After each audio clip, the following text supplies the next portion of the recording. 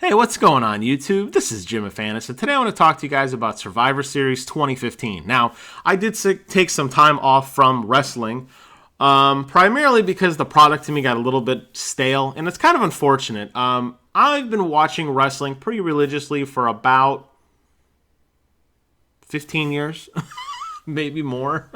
I'm trying to go on my way back machine. I really got into it around high school, so yeah, maybe longer than 15 years. That's a good start. Maybe more like 18 or 19 years. God, that makes me feel old. Anyways, I've been watching professional wrestling for quite some time, and this happens all the time. I get into it, I'm out of it, I'm into it, I'm out of it. But I always stick around for the pay-per-views because you never know what's going to happen, and sometimes the pay-per-views will hook me back in. Unfortunately, this one really didn't seem to live up to the hype. Not that there was a ton going into it. Obviously, Seth Rollins got hurt, which forced WWE to come up with this tournament system, which would be a new champion would be crowned. It seemed to me there was a lot of filler in this pay-per-view. There was a lot of nonsense talking. The introductions for each wrestler were significantly longer than I thought they needed to be. There wasn't a whole lot of in-ring action, and it ended early. It just felt like they needed to hurry up and get on with it. And I think that's kind of my problem right now with where the product is. Obviously, a lot of their superstars are hurt or in other engagements. But it just seems like right now there's not really a lot going on. I was hoping more would have happened with Seth Rollins out of the picture because he's been a mainstay for about 3 years now. So I was kind of hoping that with him gone, and not that I want him to be hurt, but with him taking time off TV to rehabilitate his knee injury, maybe we would see some more diversity, not so much just the old school authority and some random villain rising to the top. And I'll get into it match by match, and maybe you guys will see it the way I do. Anyways, first up was Roman Reigns versus Alberto Del Rio this was a semifinal match. The winner got to go on to the finale. I really liked how this match started because Alberto Del Rio did one of those old school WWE promos where they just kind of stand in front of that really crappy blue screen and rant for about 30 seconds about how great they are.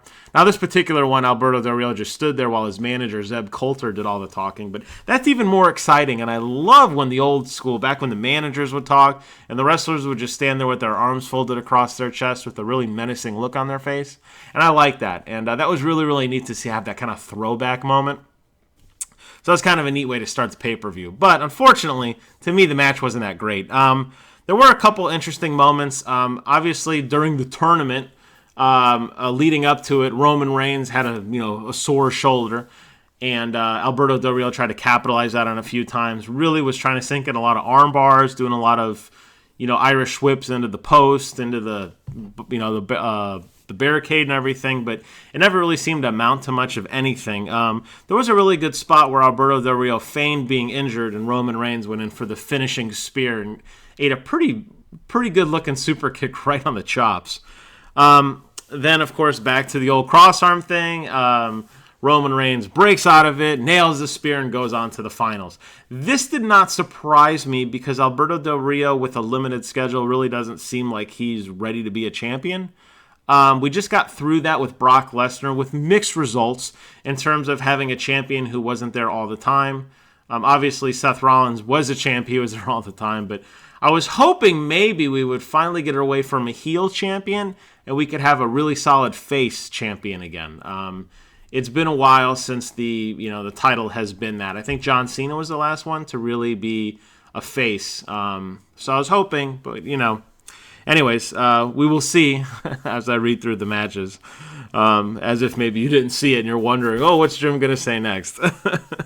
Following that immediately was the other semifinal match with Dean Ambrose versus Kevin Owens. Now, Owens dominated this match early, and I love what Kevin Owens has become. I think he's a great heel.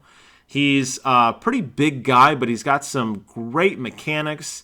He's very fluid. He has a lot of... He's not just a traditional big guy who does a lot of bombs and that sort of thing. He really has some good mechanics to him. He did this really, really cool moonsault, which just highlights some of his athleticism to me. And then Dean Ambrose rallies out of nowhere, nails him with the dirty deeds, and wins. I would actually prefer if Kevin Owens won the title because he's a braggart. And I know I just got done saying that I'm ready for a face to be a champion, but he's not like a shill. He's not like a Seth Rollins who's going to do whatever the Authority wants. He seems to be kind of like a no-holds-barred kind of guy. He's the guy that, during his matches, if he doesn't like the way they're going, he just leaves his teammates behind. I think that would be an interesting champion, and it's kind of unfortunate he didn't get it. Obviously, he's got a strap right now. He'd have to trade it in or carry both. I don't know how that would work, but it's unfortunate to see him get knocked out. However, that did set up a Roman Reigns versus Dean Ambrose main event, which I'll get to in a little bit. Then they had this really stupid, I hate when they do these stupid Survivor Series matches. It was a 5-on-5 match. Ryback and Sin Cara, Kalisto, Jimmy and Jey Uso threw down against Sheamus, King Barrett, Big E, Kofi, and Xavier Woods. Xavier Woods by far was the MVP of this match because of that ridiculous pompadour haircut he had. He always plays the trumpet, which is hysterical. He is just the guy you'd love to hate. And he's really embraced this role, and I'm really happy to see him back. And that haircut is just hysterically goofy. Anyways, there was a couple interesting spots, as you can imagine, with these big matches. There wasn't a lot going on. Then there's a flurry of offense, usually a bunch of rapid pins, and then something happens and somebody wins very quickly. This involved the Usos and the Lucha Dragons this time, jumping out of the ring all four at once, doing this huge, just diving through the ring, hitting all the villains, knocking them over. Then everybody stands up and Ryback says, you know what, I'm going to go for it too. JBL had an amazing quote. He said something to the effect of Ryback looks like a couch. He's got the aerodynamic profile of a couch being dropped in the air. I mean, he didn't really jump. He just kind of flopped forward, which was kind of lame. There's a really cool spot where Big E did his trademark spear.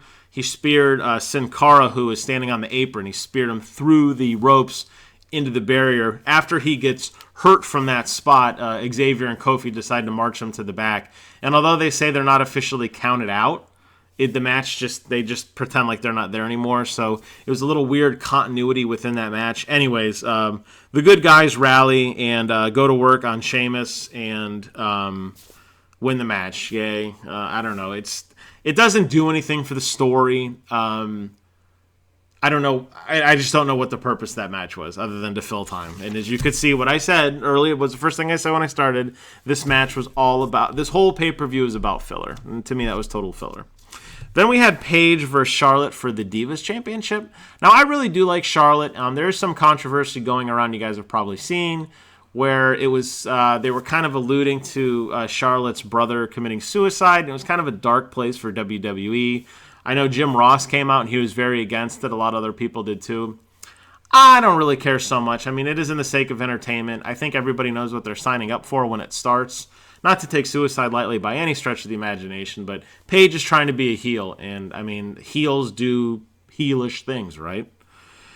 So it was pretty aggressive for a Divas match, and I was happy about that. I haven't seen that kind of level of aggression since Nikki Bella was the champion, and I think that's what the Bellas really brought to the Divas division, is they brought this new sense of aggression and ruthlessness in their combat, and I really did appreciate that, and it did really carry into this match, in my opinion. There was a really stupid spot, though, where for some reason the Divas yell at every hit. Every Diva does this. If you really think about Brie is the one who really started this, almost like this Yeti war cackling, which is, it doesn't sound ferocious. It sounds stupid. Think about a guy's fight. Think about if every time two guys were hitting each other, they yelled, "Ah!" It sounds stupid, right? I don't know why the Divas do it. It really needs to stop. It does sound really, really ridiculous. Anyways, they do these stupid spots where, Charlotte's very tall, very lanky, very long legs. So she likes to do a lot of leg movement. A lot of obviously her notorious figure 4 or figure 8, whatever they're calling it now.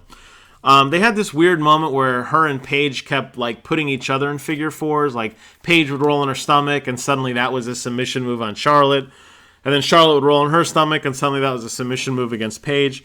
The whole time they're yelling at the top of their lungs, and I'm not really sure who is getting hurt.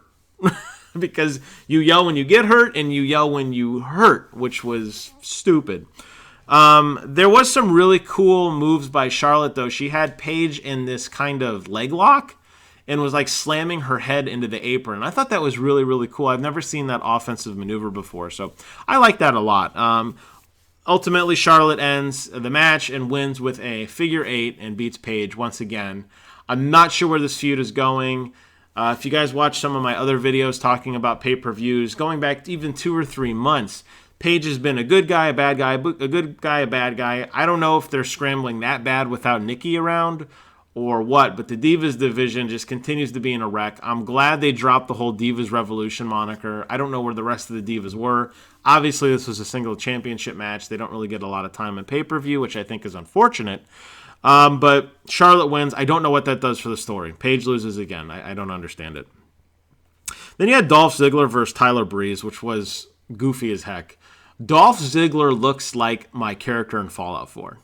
He just wears the weirdest ass shit. He's got like sequin pants, a leather jacket with chains. He had like the black athletic sun strips under his eyes, a headband, some sort of chain scarf thing. And it's just like, what? I don't know what this look is. I don't know who Tyler Breeze is. I don't care. Tyler Breeze won the match. On my note sheet, I wrote ZZZZZ. The crowd was absolutely dead in this match.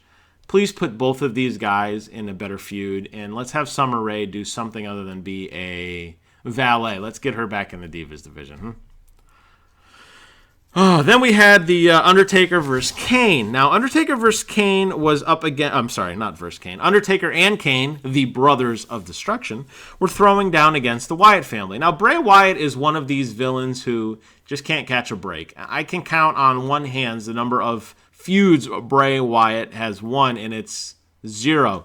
He went after Roman Reigns unsuccessfully. He went after John Cena unsuccessfully. He's gone after Undertaker twice now, both times unsuccessfully.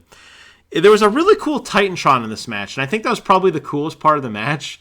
Obviously, they're celebrating Undertaker's 25 years. This is his 25th anniversary. He first debuted during 1991's SummerSlam.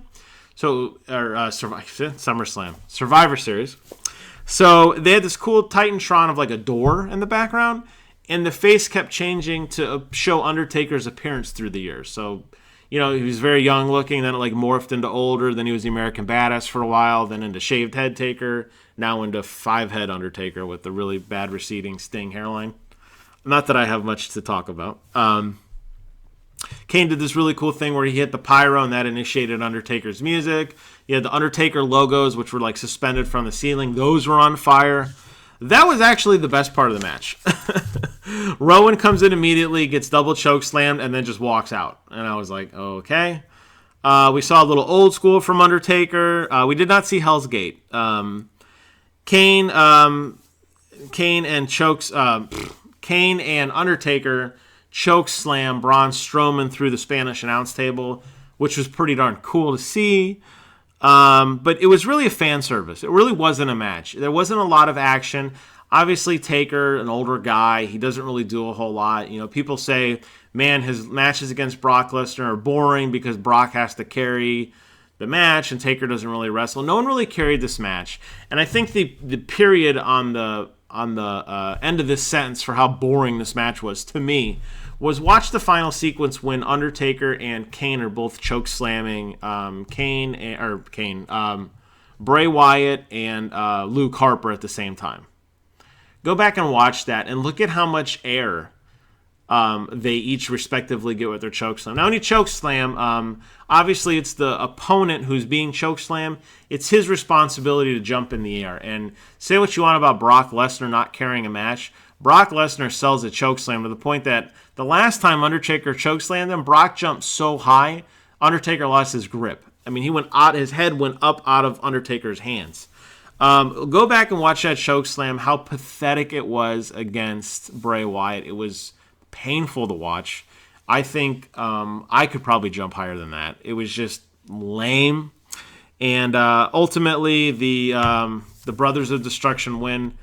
Total fan service. I feel as if the introduction may have been longer than the match because Undertaker comes out really slowly, and he does all of his key movements, the hands raising, the hat off, at certain points of his theme song. So if he misses it, he just stands there for about 20 seconds until the theme song repeats.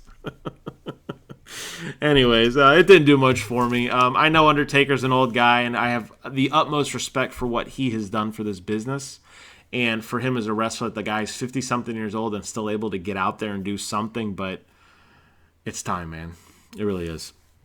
Lastly, the big finale, obviously, Roman Reigns versus Dean Ambrose for the WWE Championship. Roman definitely was the bruiser of the two, doing a lot more bombs and slams, and Dean Ambrose was doing a lot more jabs and flying knees and that sort of thing. But they looked bad at first, and it's probably because they haven't fought each other, because they're bros in the business. They kept crashing into each other. Specifically, it did get technical later on, but there's a couple spots early on. There's a part where Dean Ambrose was coming off the top rope, and Roman Reigns was going to jump and hit him with a Superman punch in the face. But he didn't get a full extension, and it just looked awkward. They just kind of crashed into each other and fell over. It looked like a Roman Reigns, unless he sold it really well. I think he got a headbutt to Dean Ambrose and messed up his jaw. Dean Ambrose looked like he had a mouse under his eye. I'm not sure. We'll have to see if that actually happened or they just sold it, but they just were crashing into each other at first, and it kind of took flow out of the match. Then there's this weird spot where Roman Reigns was going to do a double powerbomb to Dean Ambrose. So he powerbombs Dean Ambrose the first time, and Dean Ambrose just lays there with his ass in the air. Like he was laying on his back, and he had his feet bent. He was bent at the waist, and he had his toes touching his shoulders, and he just laid there with his ass up in the air for like 5 seconds, and then Roman Reigns came over and like collected him to do it again, and it just looked really weird. It was just kind of bizarre. Ultimately, the match it seemed like it was going to be one of those knockdown, drag-out fights. Out of nowhere, about 14 minutes into the match, Dean Ambrose eats a vicious spear from Roman Reigns and loses.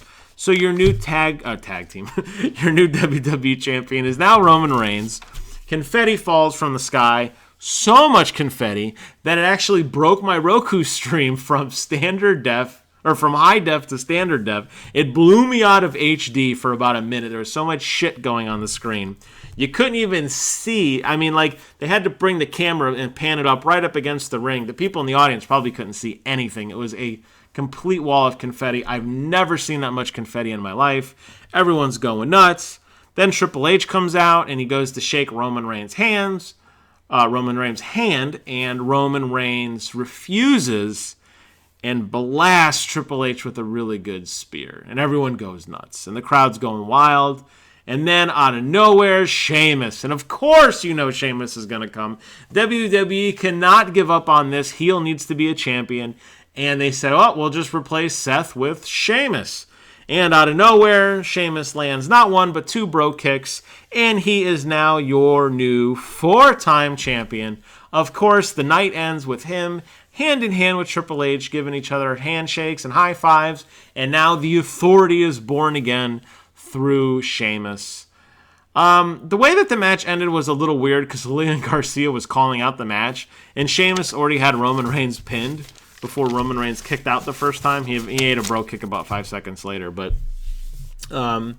if Lillian talked a little faster, Sheamus might have won it at first, but I guess all's well that ends well for the Celtic Warrior. Overall, this pay-per-view was not that great. A lot of the technical fighting was not there. This may be a result of people who don't normally fight each other fighting, or older guys fighting each other. I'm not really sure what it was. There was no advancement in the story. I think if you didn't see this pay-per-view, short of the championships being defended, actually the only championship that was defended was the Divas Championship. Other than that, and you saying, oh, Sheamus cashed in, I don't think you missed anything.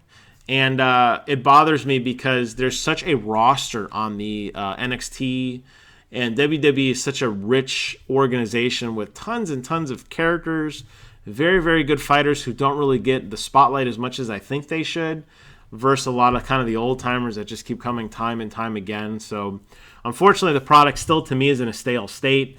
I wouldn't recommend watching this pay-per-view if you missed it for any reason. I would definitely be... I don't even know if you can buy them anymore, but if you can, I'd be pissed. I would not have been happy purchasing this because it ended early. There wasn't a ton of matches, and the matches really didn't do much for me. So where does the WWE go from here? Obviously, Sheamus now in charge. He's going to begin his reign of terror. I don't know if this is going to pull me back into Raw or not. I did see the advertisement for the December pay-per-view, which is TLC. That's really awesome. There's a really cool commercial of Roman Reigns kind of being inside of a video game.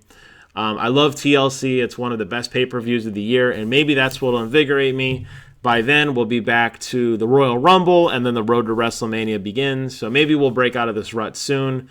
But for now, the product isn't really going anywhere, and I would avoid this pay-per-view if you haven't already seen it.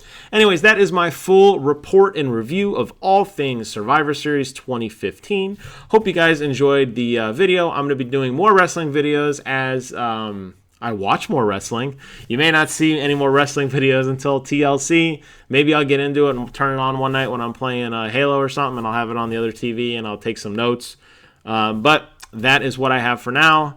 Thank you guys for watching. Please do me a favor. Comment, rate, subscribe. Let me know what you guys think about Survivor Series 2015, and more importantly, the state of the WWE right now. I think they're hurting tremendously. I'm not sure what the ratings are, but I bet they're not very good. As always, thanks for watching, and until next time, I will see you guys on the other side.